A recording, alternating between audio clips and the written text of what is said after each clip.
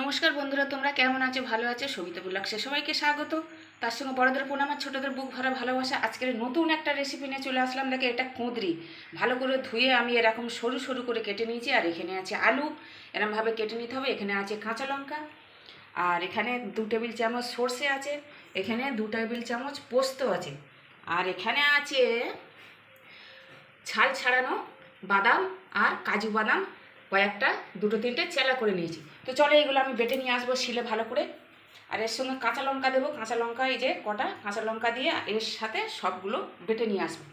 আর আজকের চলো চলো চলো আজকের এই নতুন রেসিপি দেখো। নিরামিষ রেসিপি খেতে গেলে এরকমভাবেই খাবে। আর এখন সবজির দাম অনেক, কিন্তু সবথেকে কুঁদরির দাম এখন কম আছে। তো চলো রেসিপি বানিয়ে ফেলো, কম কম খরচায় তাড়াতাড়ি জলদি। তো দেখো, কড়াতে সর্ষের তেল দিয়েছি, সর্ষের তেলে করলে টেস্ট ভালো হয়। এবারে আমি দিয়ে দেব কেটে রাখা কুঁদরিগুলো, ভেজে নেব হালকা করে। এটা ভেজে নিই হালকা করে, একদম হালকা করে কুঁদরি ভেজে নিচ্ছি। এবার কেটে রাখা আলু দিয়ে দেবো, একসাথে পাইল করে ভেজে নেব ভালো করে। আর এই সাথে আমি এই মশলাগুলো করে নিয়ে আসবো। দেখো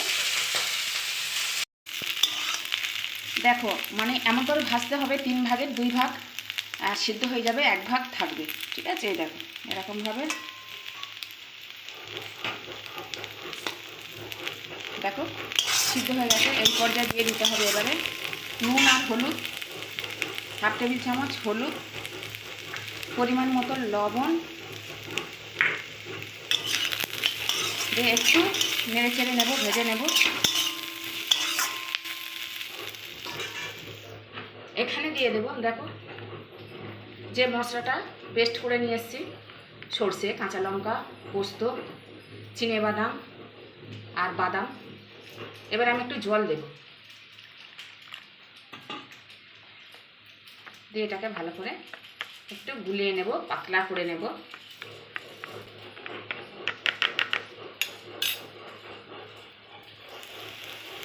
এবারে দেখো আমি ঢেলে দিলাম।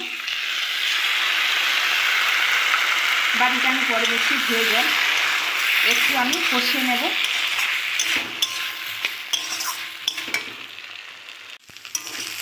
তো 2 মিনিট আমি কষিয়ে নিয়েছি, 2 মিনিট কষিয়ে নিয়েছি। দেখো এত সুন্দর হয়েছে, এই যে এরকমভাবে।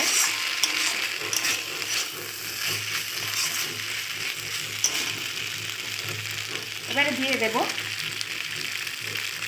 জল, দিয়ে দেবো আর একটু মিষ্টি দিয়ে দিলাম।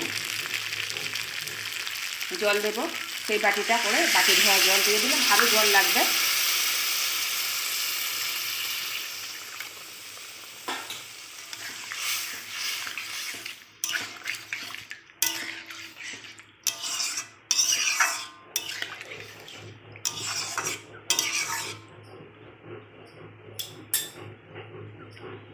কটা কাঁচা লঙ্কা দিয়ে দিলাম।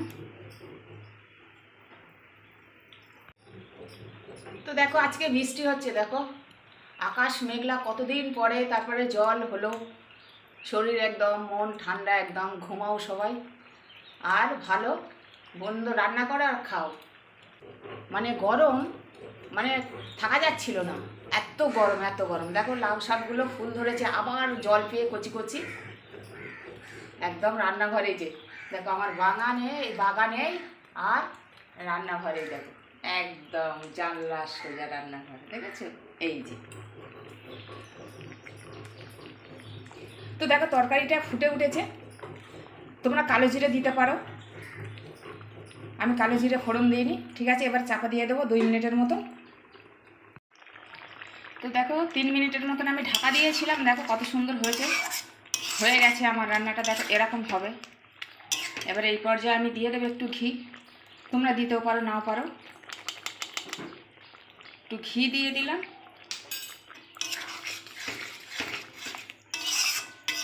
ওরে আমার ক্যামেরা ভালো হয়ে যাচ্ছে। তো দেখো ঘিটা দিয়ে একটু নাড়াচাড়া করে নিয়েছি। তো আমার রান্নাটা হয়ে গেছে আমার। এবার আমি গ্যাসটা অফ করে দেব। তো তোমরা এরকম করে রান্না করে খেয়ে দেখো, ভালো লাগলে নিশ্চয়ই ভালো লাগবে। লাইক কমেন্ট শেয়ার করো আর সাবস্ক্রাইব করো, পাশে থাকা বেল আইকনটিটা প্রেস করে দিও। আমি যা যা রান্না ছাড়বো সব চলে যাবে তোমাদের কাছে। আর নতুন বন্ধুদের অনুরোধ করব সাবস্ক্রাইব করে দেওয়ার জন্য। আর আমার ভিউ বন্ধুরা, আমার সাবস্ক্রাইব বন্ধুরা, তাদের অনেক অনেক অনেক ভালোবাসা জানাই। তো দেখো এই যে এই রান্নাটা তোমরা রুটি, পরোটা, গরম ভাতে খেতে পারবে। কত সুন্দর হয়েছে দেখো। এই যে আমি একটা পাত্রে ঢালছি, এরকমভাবেই করে নিতে হবে। দেখো কত দারুণ হয়েছে। তো চলো আজকের মতন আসছি, টাটা। তোমরা সবাই ভালো থেকো, সুস্থ থেকো। জয় কৃষ্ণ কালী মায়ের জয় বলে চলো।